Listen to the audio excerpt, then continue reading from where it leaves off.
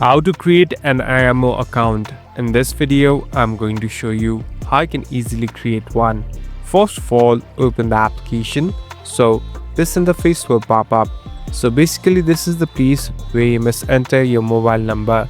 Here, select the region and you can easily enter your mobile number. At last, tap on OK. Now further process will continue. So a verification code will be sent to your mobile number. Now you can easily verify it and use this OTP. Here, this is the section where you can enter and set up your profile. Now simply enter your name and at last tap on this tick number. Here you can easily set up and you can start using your IMO account now. Thank you for watching this video. I hope this video will help you